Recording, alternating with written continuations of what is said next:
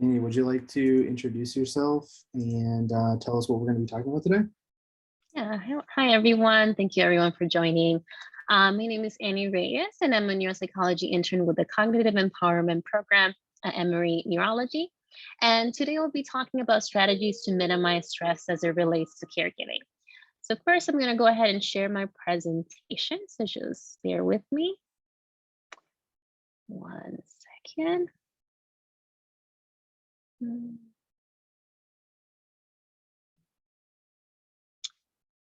All right, here we go. Oh, wrong shared. Okay.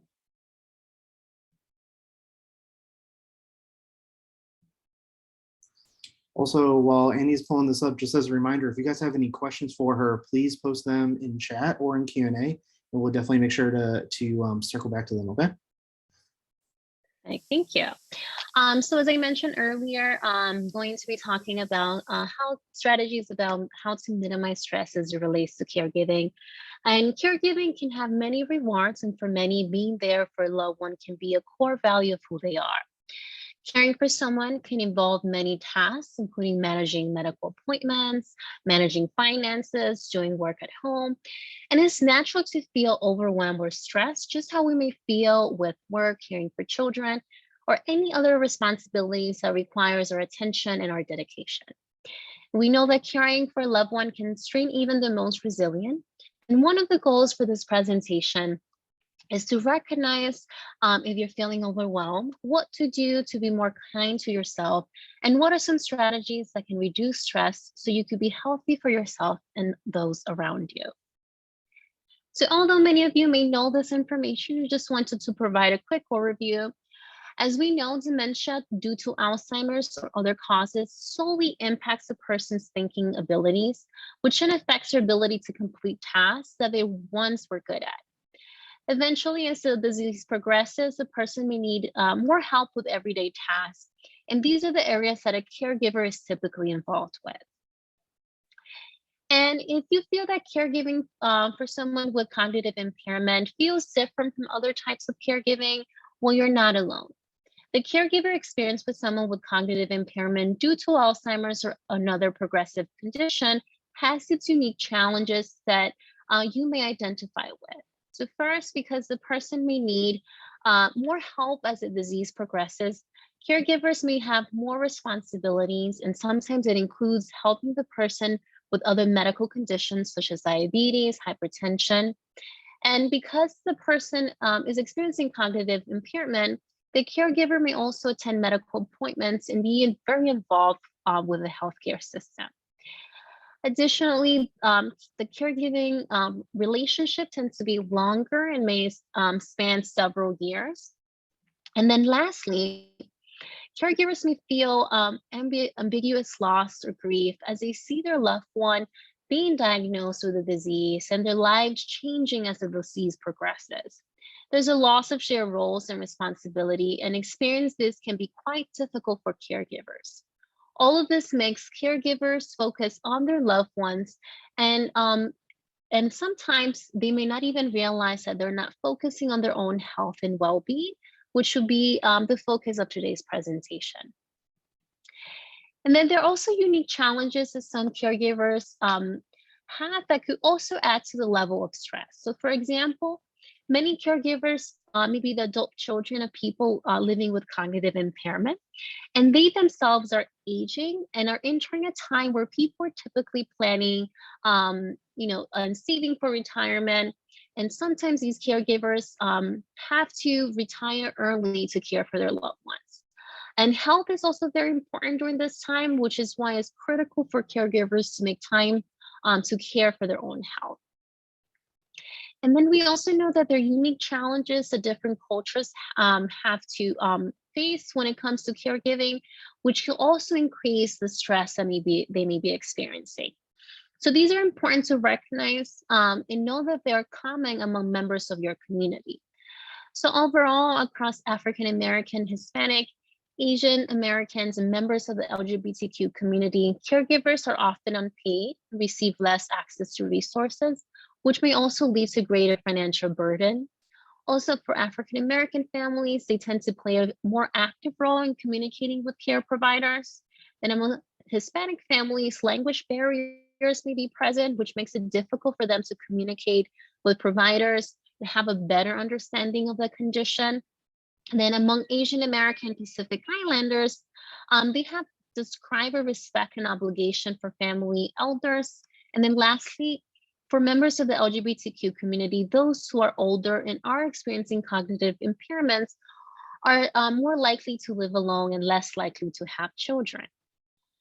We also see that those living in rural places may have less access to transportation, specialized care, and less likely to receive services, which could also increase the level of stress for the entire community unit. And this shows how important it is to recognize the unique challenges you may have and to know that you're not alone. The good news is that there are many resources and years of research focusing on helping individuals minimize stress related to caregiving, particularly caring for loved ones experiencing cognitive impairment. So what is caregiver stress? By definition, is if psychological stress, the stress impacting a caregiver's emotional, social, financial, physical, and spiritual functioning that is associated with providing care. And just want to kind of emphasize that caregiver stress is a normal part of dementia caregiving and it's quite common. And then there's many steps that you can take to reduce it. But the first step is that you must recognize it. So, and whether you recognize these in yourself or someone else who's caring for someone with cognitive impairment. Some of these signs include feeling overwhelmed and constantly worried, tiredness or fatigue throughout the day, neglecting your well-being, sleeping too much or sleeping too little, getting easily irritated and angry, and for this to be something that's not common for you. We also see weight changes, which could be either weight loss or weight gain, feelings of sadness and losing interest in activity, which are also feelings, common symptom signs of depression. And then also physical symptoms. They could include headaches, body aches, and other problems. Then we also tend to see increase in alcohol use, drug use, including prescription medication and tobacco use. So these are common signs of caregiving burnouts. And as I mentioned, one of the first important steps is kind of looking at these and saying, am I experiencing caregiving burnout at this moment, right? So recognizing what you're experiencing, the feelings and emotions, and then thinking about, okay, what should I do next? Then there are factors associated with higher stress, which include factors related to the person living with cognitive impairment. And some of these include the person's educational background, their functional ability. So how independent are they? The duration of disease as well. So we know that with dementia, we see that caregiving increases as the disease progresses, given that the person may experience more cognitive problems, and this may actually lead for them to needing more help. The severity of the disease too, which kind of goes hand in hand with duration, right? So the more cognitive problems, the more physical problems the person may be experiencing, the more caregiving may be needed, and that could also increase the level of caregiver stress. We also see if there are the psychiatric symptoms, including depression or behavior problems, that also may increase the level of caregiver stress that someone may be experiencing, but also the severity of cognitive problems, which kind of goes hand in hand with severity of disease. And then lastly, for those individuals who have comorbid disease, as I mentioned earlier, such as diabetes, hypertension, or other comorbid complications, if those are not well managed, they could lead to higher hospitalization and overall kind of greater stress for the patient and their family. But importantly, these three that I highlighted, including psychiatric symptoms, behavior problems, and comorbid conditions, we know that they could be managed. And we'll talk a bit in terms of when we manage these things, they could help decrease caregiver stress. But there are also factors about the caregiver that is related to higher experience of higher stress. For example, women tend to experience higher stress when they're caregivers. Also, individuals who have lower years of education. We also see that social isolation, the presence of depression, those tend to also increase caregiver stress. And if there's a lack of coping skills, like managing the stress and managing the different issues, difficulty problem solving is also associated with higher stress. And as we noticed, we talked about how financial burden or financial difficulties across different groups of communities also may be associated with higher stress, given that the person may have less resources to kind of help with management. Also, we see in the research that the more hours spent a week and then living with a person that you're caring for may also be associated with higher stress. However, there are things that we could do, and the ones that we have highlighted here, including lack of coping skills, difficulty problem solving, depression, and social isolation, are things that could actually be managed, or learning new coping skills or new stress management techniques. So like that, for the things that we can control, we have a better hang of it. For the things that we cannot control, we kind of learn to accept them. But think about those skills and those stress management that you could integrate into your everyday routine. So why does reducing caregiver stress matter? So the important thing is that we know that there are interventions and strategies that can help improve stress caregivers are experiencing.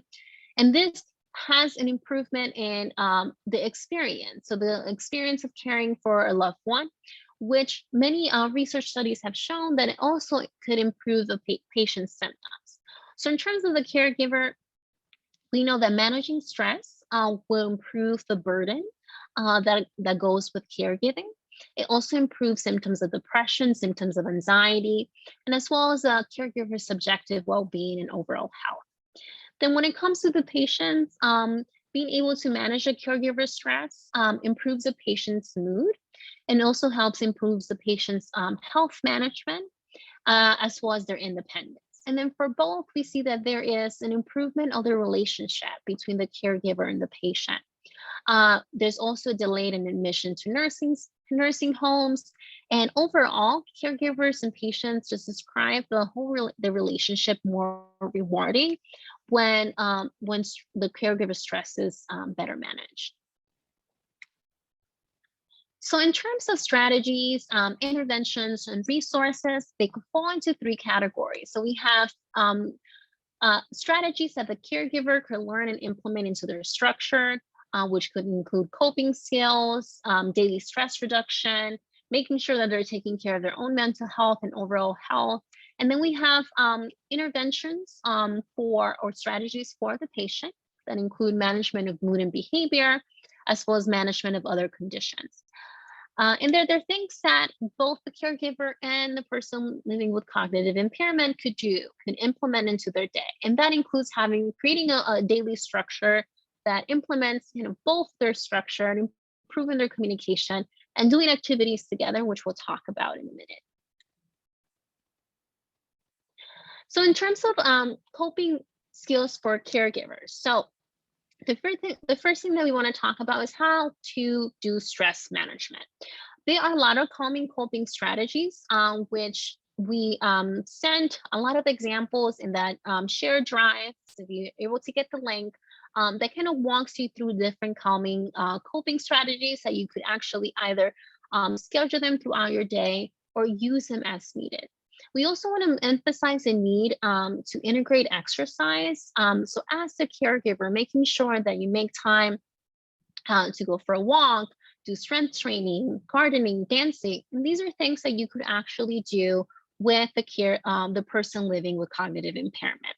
You also want to make time for fun, to relax and do self-care. So perhaps, towards the end of the day, you want to have a nighttime routine every night where you prepare yourself a cup of tea and read 20 minutes, one of your favorite novels, making sure that you're incorporating this throughout your day to help reduce the stress. And we want to emphasize how important sleep and rest is. We know that regardless whether you're caring for someone or not, stress, lack of sleep is associated with greater stress. So making sure that you're getting enough hours of sleep, that you're feeling well rested, giving that tiredness as well throughout the day is going to impact how you're functioning, how affected you are, which then could increase stress. Then you also want to keep up with your hobbies and interests. And some of these may be things that you share with the person you're caring for. And then lastly, making sure you're eating healthy, but importantly, that you're actually, planning your meals, right? Oftentimes, if you're having a very long day and it's full of activities, medical appointments, you may forget to have breakfast or you may forget to have lunch. Making sure you're being very intentional, keeping up with your meals and making sure you're eating healthy foods, including fruits and vegetables, that will also increase your energy. Then the next one are more emotion focused coping strategies. So we presented a lot of those signs of caregiving burden. We also talked about how caring for someone with cognitive impairment, someone with dementia, and Alzheimer's may be associated with unique challenges. So kind of first taking the first step of recognizing those emotions. And one of the things that you could do is writing or journaling on how you feel, writing those emotions down. And then in that process, you want to cultivate optimism. If the situation doesn't change, how can you change your perception, right? Be kind with yourself and have patience, right? You're caring for someone, you're dedicating your time. What are the things that you could do to actually work on those emotions and process those emotions and being kind to yourself in the process? Positive self-talk is very important. Some days you're going to have better days than others, right? Making sure that throughout your day, throughout the week, even if things don't go according to plan, that you're having a positive self-talk, because that's going to help you reduce stress, is going to help you kind of continue cultivating the optimism and helps you plan for the next day. And then lastly, you want to make sure you're combating those feelings of loneliness.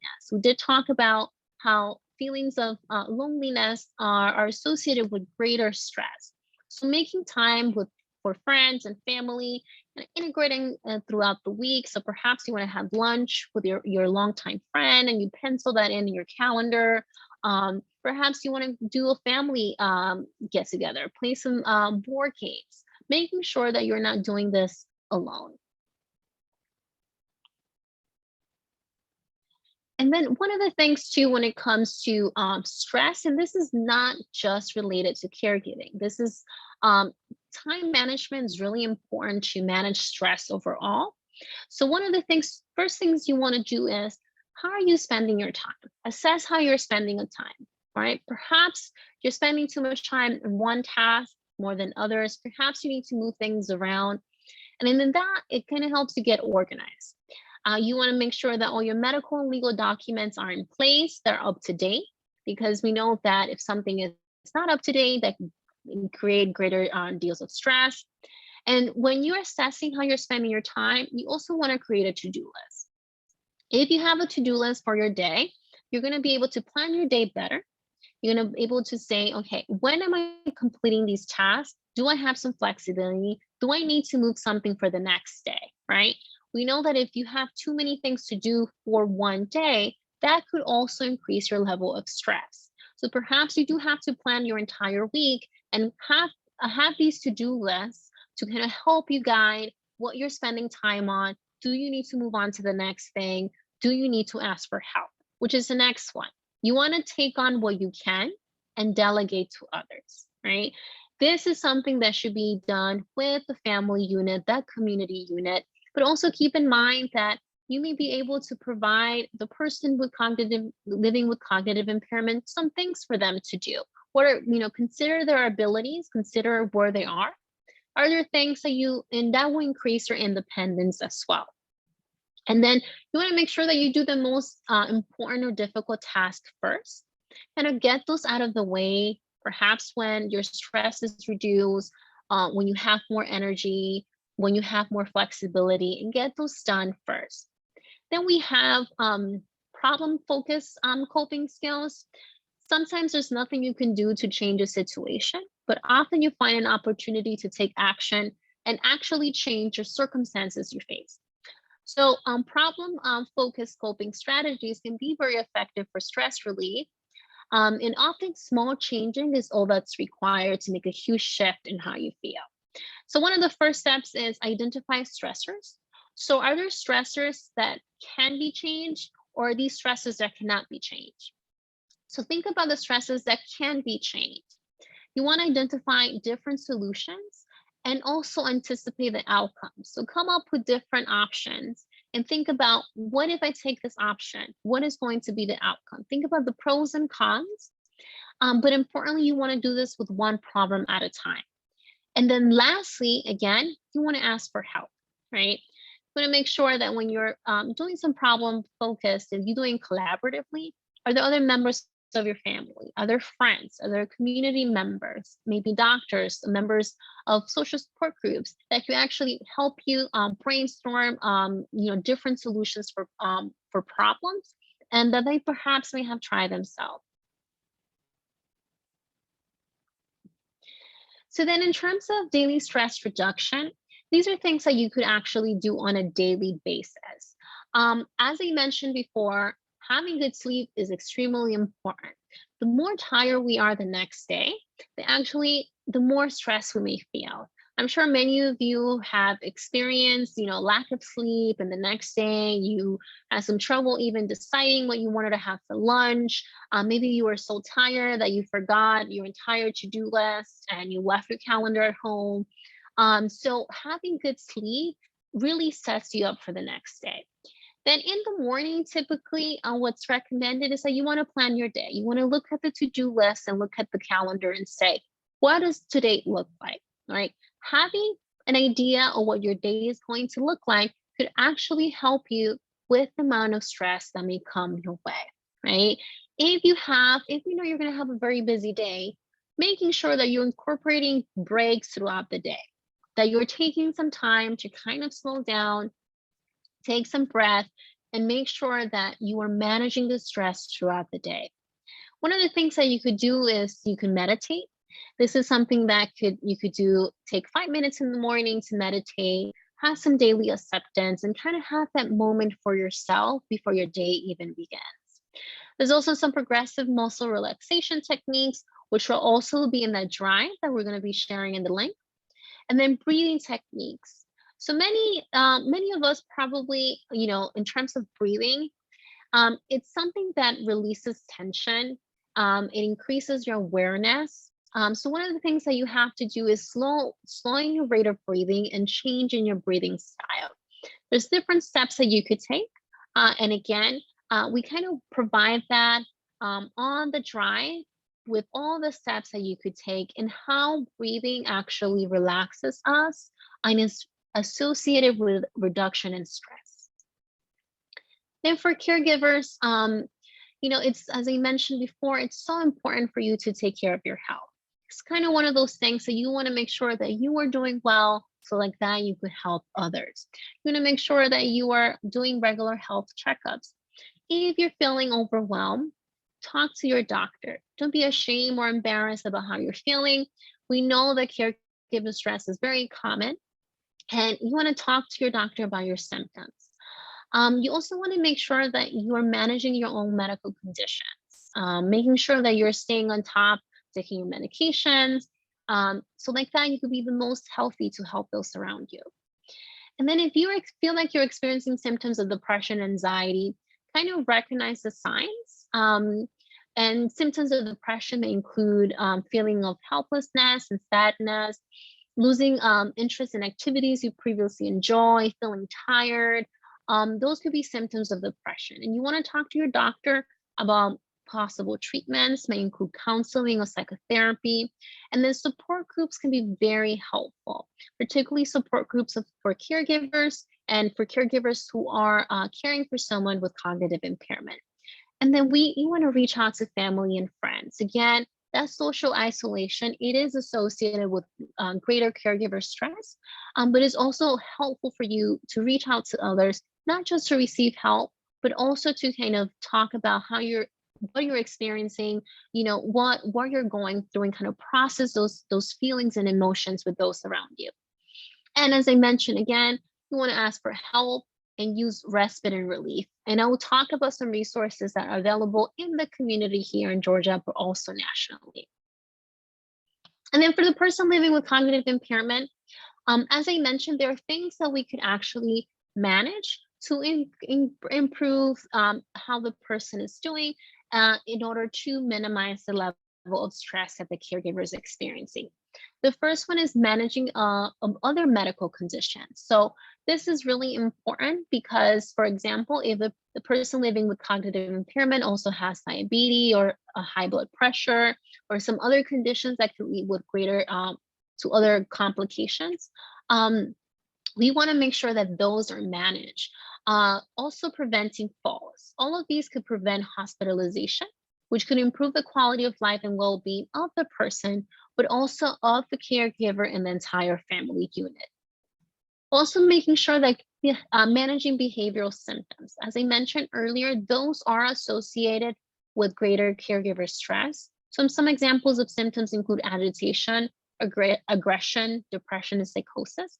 And it's very important to have early recognition that these symptoms are happening and talking to the person's doctor for treatment. This in hand will improve the quality of life of the patient and the caregiver. And I mentioned that there are things that both the caregiver and the person living with cognitive impairment could do together that they both will benefit from. And this includes a daily structure. So organizing the day. So if you're a caregiver, it's really important to have a daily structure for you and the person you're caring for. But when you're planning this day, you want to think about a few things. First, you want to think about the time of day the person functions the best. Perhaps this is when you schedule the medical appointments. Perhaps this is where you schedule things that will require for the person to be more involved. Think about their likes and dislikes, their strengths and their ability. Perhaps you're planning for them to do some tasks themselves. These should be done with having that in mind. What are their strengths? What are they able to do? Can they actually take this on? And you want to make sure that you're planning for extra time for meals, bathing, and dressing. We know that if we're running late, and this happens to all of us, you're going to feel more stressed, right? So if you allow for more time, you're able to have more flexibility on your day. And this is one of the great ways to manage that level of stress, to kind of prevent the stress that might be associated when people are kind of running late and you're not having enough time. And as I mentioned, have more flexibility. Some days are going to be better than others when it comes to the person living with cognitive impairment, but also how you're feeling as a caregiver. One of the things to keep in mind is that you shouldn't be concerned about filling every minute with an activity, right? So you want to have plenty of flexibility on that schedule. And you want to plan structure and pleasant activities for both you and the person living with cognitive impairment. This could reduce agitation, improve mood, improve how the person's feeling. So when you're thinking of new activities to do with the person you're caring for, ask yourself, are they enjoyable or do they create anxiety and confusion? So you want to make sure that you're keeping those in mind when you're thinking of new activities, but perhaps there are things that you already put in place that you want to continue incorporating. And one of the most important things is that you want to make sure that you're incorporating rest for both you and the person living with dementia. So tiredness, as I mentioned, is one of the signs of burnout, and we want to make sure that you are giving yourself extra time for rest, but also for the person you're caring for. If someone's tired, they may be more irritable, they may be more agitated, and this could happen to both. So making sure that you're incorporating time to rest throughout the daily structure. And then there's social engagement activities. So these are activities that are enjoyable for both you and the person living with cognitive impairment. So when thinking about those activities, one of the important things to do is kind of discuss these activities together. You want to keep the person's ability and skills in mind. Perhaps there is a board game that they love playing and that they're really good at, right? Maybe that's one thing that you want to incorporate, having board game night on Fridays with other family members or friends. Think about the physical limitations. So let's say you are planning to go to the botanical garden, and walking long distance is something that perhaps the person may not be able to do. Can you incorporate places of rest? Maybe you plan for a picnic halfway through when you're exploring the botanical garden. The time of day is also very important. You may not want to schedule social engagement activities later on during the day if both of you are tired. You want to also make sure that you're adjusting the activities according to the disease stage. So keep in mind the person's abilities and skills in mind, and be flexible.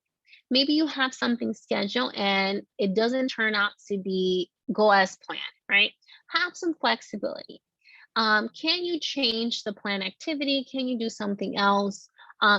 Because it's going to reduce amount of stress when things don't go according to plan. And you might want to also incorporate some daily life activities with the person. Are there things that they could actually do that are able to be incorporated into the social engagement? Maybe there are things that you could do together at home.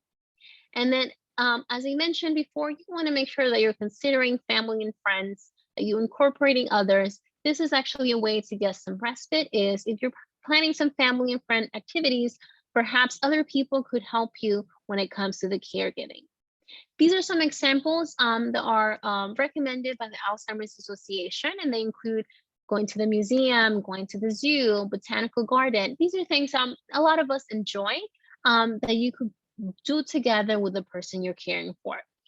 Also, lunch picnics, attending a baseball game. So as you see, these are all activities that we like to enjoy. And some of them actually incorporate that physical aspect that we mentioned earlier, which include going on hikes, walks with pet, and Tai Chi.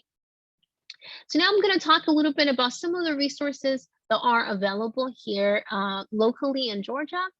And then the empowerline.org has a large directory of services for both the person with cognitive impairment and the caregivers. They also provide information about programs that provide compensation to caregivers. And then below are 2 day programs. And what a day program is that the person living with cognitive impairment goes to a program where they spend the day. There's a lot of fun activities they could do. They meet other people who may be sharing similar experiences. And the caregiver could take that time to go to medical appointments, to do some self-care. So it's a way of doing respite throughout the day.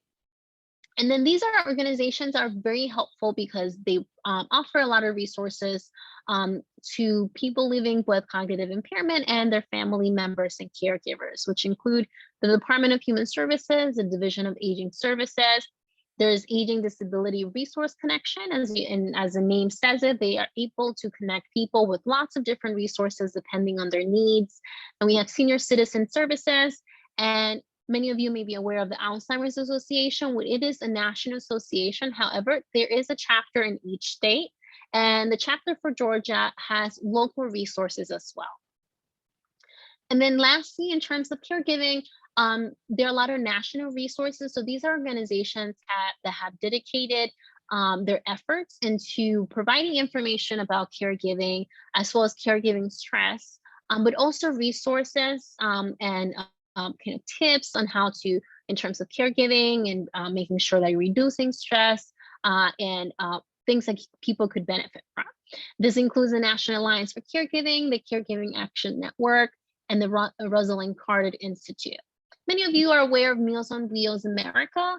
This is a way actually to kind of take one of that to-do lists or task out of your list, and maybe perhaps you have some meals being delivered to your home. We know that preparing meals and cooking could add on to the stress, daily stress. So having this additional resource could be very beneficial. And obviously we have the National Institute of Aging, which provides a lot of information, not just about caregiving, but also about cognitive impairment, dementia, and Alzheimer's. And then I'll talk a little bit some of the online community networks through the Alzheimer's Association, which includes ALZ Connected, which is a free online community where people living with Alzheimer's, caregivers, and families and friends can ask questions, get advice, and find support. And then lastly, one of the things I wanted to show you all is this website, which is part of a larger network, which is called Community Resourcefinder.org. And this is a place where you could find resources, community programs, and services.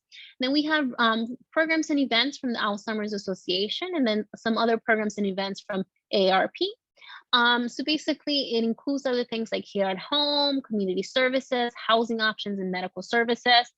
So this example that I have here, I chose programs and events from the Alzheimer's Association. And then I click on social support groups for caregivers. It gives you a list. You can put in your zip code to see what are the social support groups that are nearby. And there were a list of options for here in Georgia, and it gives you some detailed information. It gives you the location, the date and time, and whether there is in-person support group, whether it's over Zoom or some other virtual platform, and the audience. So this is a really great resource if you're looking for support groups, if you're looking for programs, maybe you want more education, but also services, things that you could take advantage from. So these slides, hopefully maybe they will be available with the video recording will be. I hope this was very helpful and that you got a lot of resources from this, also some tips in managing stress as it relates to caregiving and things that you may want to incorporate more into your daily or weekly routine. And now I could take some questions. Yeah, Annie, thank you. That was great. So if anyone has any questions for Annie, please post them in either the chat or the Q&A, and we'd be happy to get to them.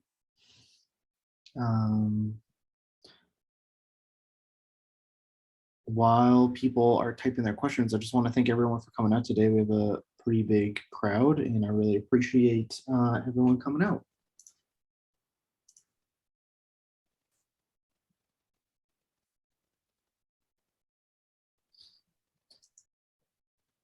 I know that thank you guys for the very positive feedback and some of the new ideas. I know that at CEP, we tend to be a little bit more member focused, as in we focus a little bit more on the person with mild cognitive impairment. So this is really helpful to get a lot of information about like care partner information. Are there any care partners out there that have any like thoughts or feedback from watching some of this?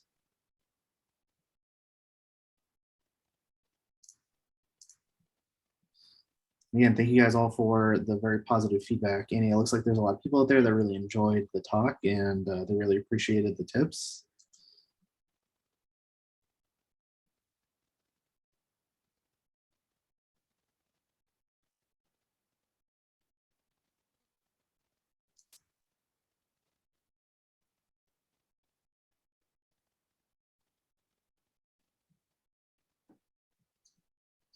So Annie, someone mentioned that one of the first stages of feeling frustrated is saying something like, "I just said that."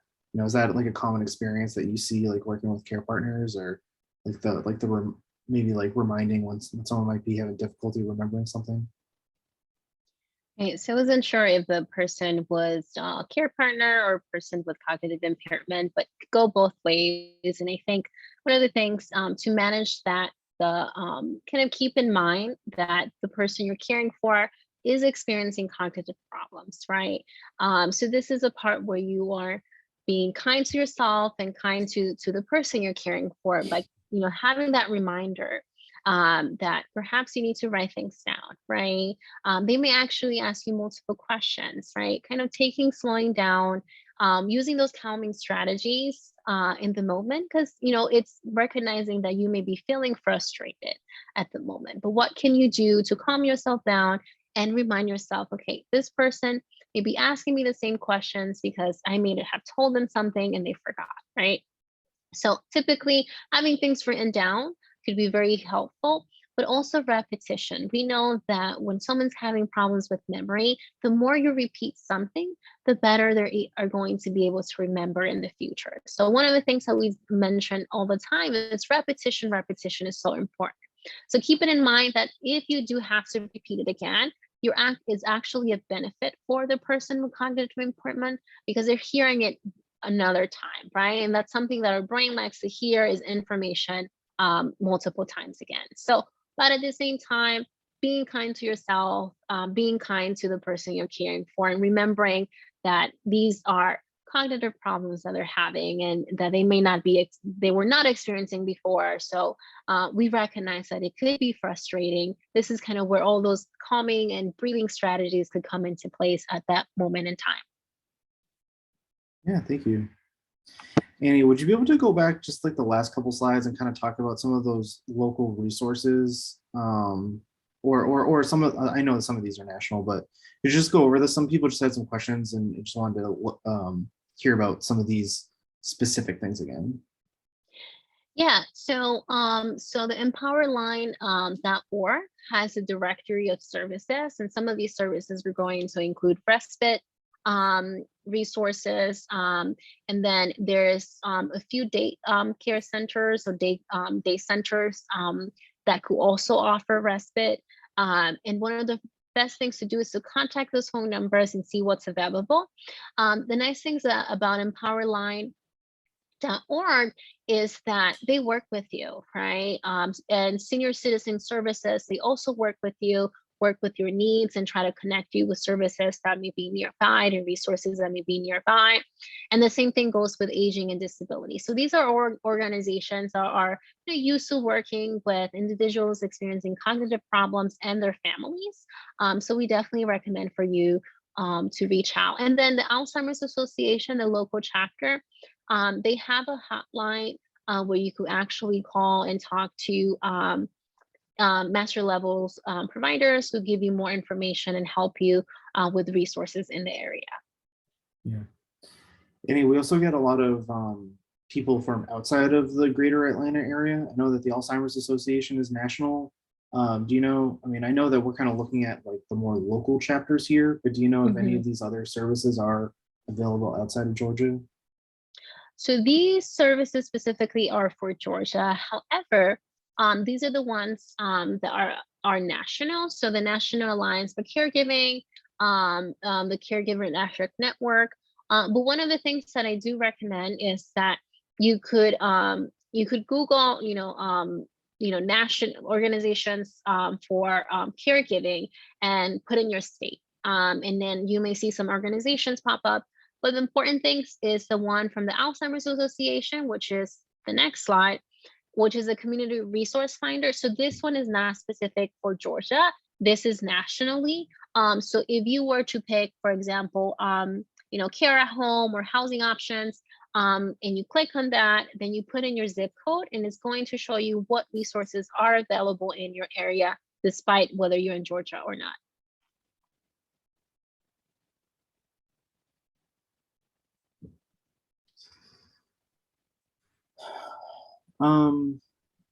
Thank you for that.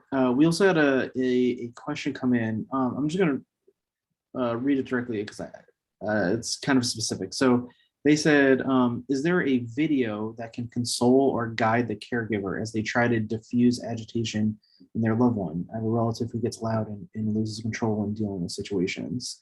So it sounds like they're looking for like some sort of aid in the moment. They said specifically a video, but can you think of any other just like aids or materials or anything like that that someone could use as like kind of a reminder in the moment for either the caregiver or their loved one? Right. So one, if their loved ones are experiencing kind of behavior problems, one of the things that you do is when you do want to talk to the doctor to see, are there any treatments, anything that could help, for example, with agitation or any other behavior problems. So that's one of the first things you want to do. Are these happening more frequently?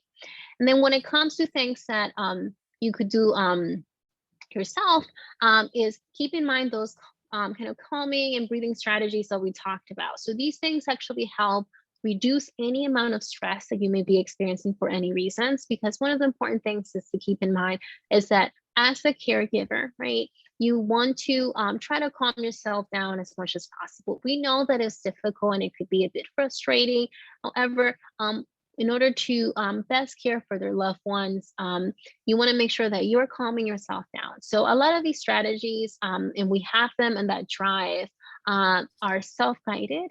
So you can kind of walk through these. And one of the important things is to, the more you do it, the more you practice, the more kind of automatic it's going to become. And you're going to, for example, breathing is one of those things. Can you incorporate that throughout the day whenever you are having to deal with behavior problems, agitation for the one you're caring for?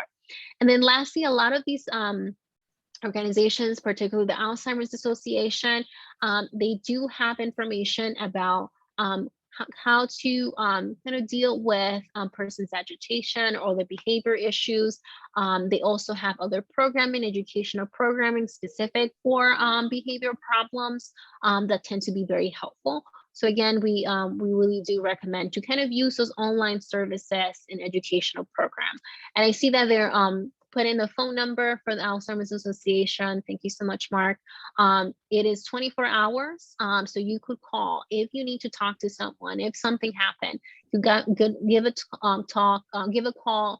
As I mentioned, these are master's level clinical providers, so they do have a lot of experience and expertise when it comes to Alzheimer's and other dementia, and specifically kind of dealing with behavior problems and other issues that may come up. Yeah, thank you. And thank you for everyone out there putting in these suggestions. I know that 24-hour line has been brought up in the past in other CP events and our CP Community Live sessions, and a lot of people have found it very useful. So I highly encourage people to give them a call in a situation. I believe we've gotten to all of the questions that have come in. I know that we had, and I want to thank everyone again for all of the very positive feedback. Well, just as a reminder to everyone, I'm going to post the link to our public Google Drive once again.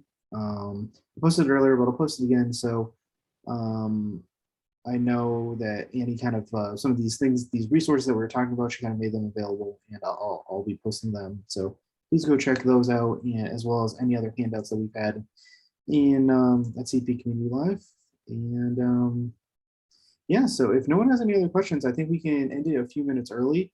Annie, I'm going to ask you to just stick around just for a few more minutes. That way, if anyone is typing right now and has any last minute questions, we can kind of answer them. But if not, I think everyone could gain 2 more minutes back in their day. And before they do that, though, I am going to look up who we have scheduled for next week.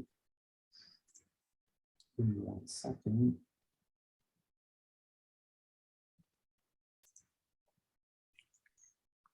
Next week we have coming up the Get Active team. So that's going to be Tony and Mark. They always do really great workouts. Mark has been incorporating some boxing type movements, no contact, just boxing type movements, and everyone's been really enjoying that so far. See if you can kind of come back and do that again. And yeah, so please come check us out. And I'm going to be posting that link again right now to that to our Google Drive to see those handouts that Annie gave me. But otherwise, I want to thank everyone for coming, and we'll see you all next week. Bye, everyone.